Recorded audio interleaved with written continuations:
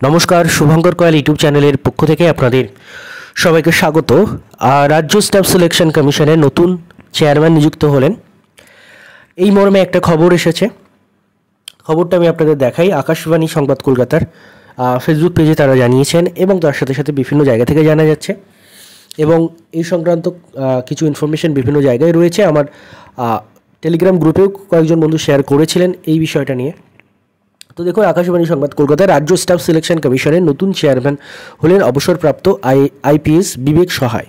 তাকে 2 বছরের জন্য এই দায়িত্ব দেওয়া হয়েছে। কর্মীবর্গ ও প্রশাসনিক সংস্থার দপ্তর থেকে গতকাল এই মর্মে এক বিজ্ঞপ্তি জারি করা হয়। তিনি অবসরপ্রাপ্ত আইএএস সঞ্জয় খাড়ের জায়গায় এলেন।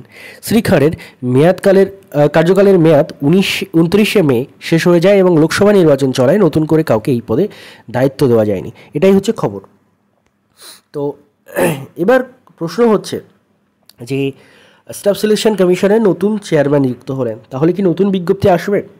দেখুন, আশা করা ছাড়া আমাদের হাতে আর কিচ্ছু নেই। আমরা শুধু আশা করতে পারি। সামনে 26শে ইলেকশন রয়েছে, বিধানসভা ইলেকশন। তার আগে হয়তো কিছু নোটিফিকেশানের আশা আমরা করতে পারি এবং সেই মর্মে হয়তো রাজ্য স্টাফ সিলেকশন কমিশনের থেকেও কিছু নোটিফিকেশান আমরা আশা করতে পারি। কিন্তু তার সঙ্গে অনেক প্রশ্ন উঠছে এবং সেই প্রশ্নগুলো আমি তুলতে চাই। এই যে খবরটা দেখতে পাচ্ছেন যে রাজ্য স্টাফ সিলেকশন কমিশনের নতুন চেয়ারম্যান হলেন বিবেক সহায়, যিনি একজন আইপিএস অফিসার। তাকে 2 বছরের জন্য এই দায়িত্ব দেওয়া হয়েছে এটসেট্রা। এনার আগে একজন ছিলেন, যেটা আমরা এই নিউজ থেকেই জানতে পারছি। তিনি আদতে ছিলেন কি না সে নিয়ে কোনো খবর তেমনভাবে আসেনি, কিন্তু এই নিউজ থেকে জানতে পারছি এনার আগে ছিলেন আইএস সঞ্জয় খাড়ে। তো এই যে আইএস সঞ্জয় খাড়ে, তিনি কি করেছিলেন? তার মেয়াদ শেষ হয়েছে 29শে মে, বাট তার কার্যকালে তিনি স্টাফ সিলেকশন কমিশনের থেকে কোন এমন নোটিফিকেশান বা চাকরির বিজ্ঞপ্তি বেরিয়েছিল পূর্ববর্তী চেয়ারম্যানের কার্যকালের সময়? এরকম কোনো তো নোটিফিকেশান বেরিয়েছে বলে আমার তো জানা নেই। আপনাদের জানা থাকলে আপনারা কমেন্ট করবেন সেই বিষয়টা। আমার যদি ভুল হয় সে ভুলটা ধরিয়ে দেবেন। বাট আমার তো মনে হয় যে ইদানিং রাজ্য স্টাফ সিলেকশন কমিশনের তরফ থেকে কোনো নোটিফিকেশান আসেনি। তাহলে এই নিজে চেয়ারম্যান ছিলেন আমাদের ট্যাক্সের টাকায়, তিনি কি করেছেন আমার জানার অধিকার রয়েছে এবং আমি সেই জন্য প্রশ্ন রাখছি যে বর্তমানে তো একজন নিয়োগ হলেন বিবেক সহায় আইপিএস, কিন্তু তার আগে যিনি ছিলেন এই সঞ্জয় খাড়ে স্যার, তিনি কি করেছেন বা এর আগেও কেউ ছিলেন কিনা সেটা জানা নেই। তো এই যে WBSSC, যেটা কোভিডকালেই মেনলি মানে 21-22 সালের দিকে সম্ভবত এটা নিয়ে আসার জন্য চেষ্টা হয়েছিল রাজ্য সরকারের তরফ থেকে। তো কি লাভ হয়েছে এখনও পর্যন্ত জানা নেই। তবে আপাতত এটাই খবর।